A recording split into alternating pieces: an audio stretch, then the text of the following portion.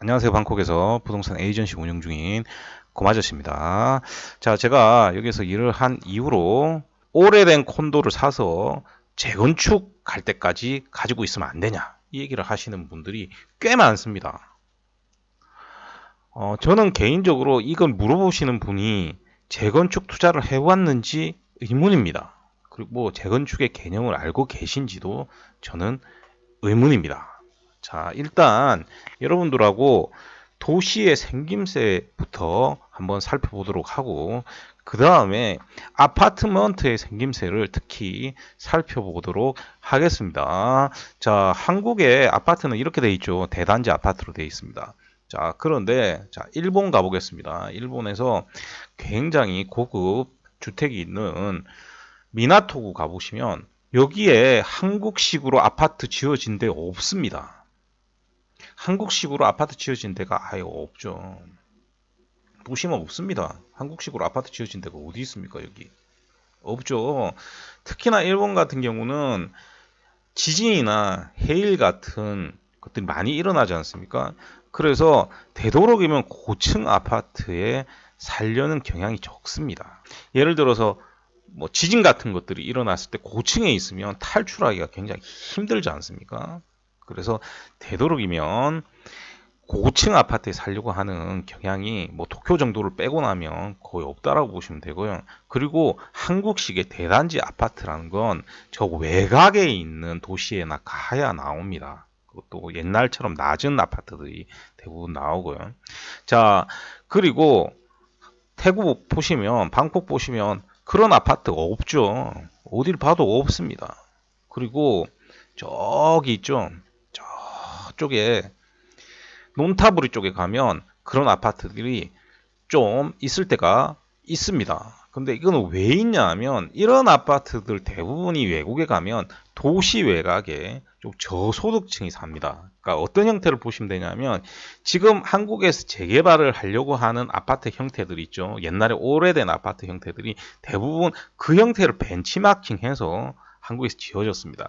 그래서 그것들을 다시 우리가 새로 현대식으로 아파트를 대단지로 계속 짓다 보니까 지금은 그게 고급화됐을 뿐이지 외국에는 그런 경우가 거의 없습니다. 한 중국 정도나 그런 식으로 아파트를 짓지 다른 나라가 그런 식으로 대단지로 아파트를 짓는 경우가 거의 없습니다. 자, 그럼 여기서 어떤 문제가 발생합니까?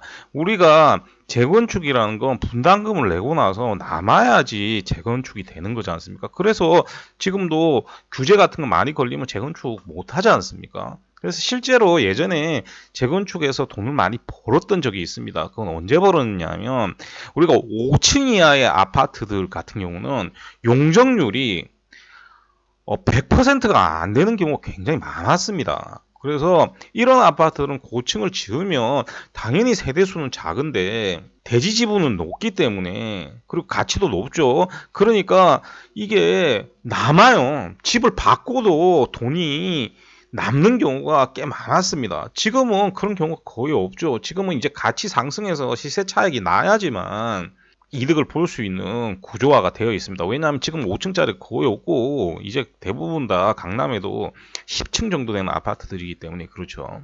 그래서 여러분들이 외국에 나가면 그런 개념을 전부 다 없애야 됩니다. 한국적인 개념을 계속 제가 없애라고 하는 이유가 그겁니다. 그러니까 계속해서 물어보는 게 재건축 하면 안 되냐, 이 얘기 물어봅니다. 근데 지금 나홀로 아파트인데 재건축이 될 리가 없지 않습니까? 한국으로 치면 나홀로 아파트들이지 않습니까? 그럼 재건축을 어떻게 합니까? 그리고 재건축하고 재개발은 다른 겁니다. 자, 문제가 뭐냐 하면 여러분들이 한국에서 아파트를 사면 우리가 등기부 등본을 받지 않습니까? 그럼 거기에 뭐가 있습니까? 대지권이라고 있습니다. 하지만 태국 같은 경우는 그냥 전용 면적입니다. 이게 뭘 의미하냐? 기간을 많이 올린다 하더라도 그 아무런 의미가 없는 겁니다. 오히려 그냥 낡은 아파트가 돼가지고 그냥 가치만 계속 떨어지는 겁니다. 그래서 시기적절한 시기에 팔지 못하면 안 된다라고 얘기를 제가 해드리는 겁니다. 그런데 계속 하시는 얘기는 뭐냐면 오래된 아파트 사서 그 가지고 있다가 나중에 재건축되면 그런 거 없습니다. 다시 말씀드리지만 그런 거 없습니다. 그래서 여러분들이 해외에 나와서 부동산 할 때는 그런 개념을 전부 없애야 됩니다. 예를 들어서 미국 가서 그 얘기 하면 그것도 말도 안 되는 소리죠. 유럽 가서 하면 파리 같은데 100년째 오래된 건물 그대로 쓰고 있지 않습니까? 그러면 그걸 재건축하거나 재개발할 것 같지만 안 합니다. 그냥 계속 고쳐 쓰죠.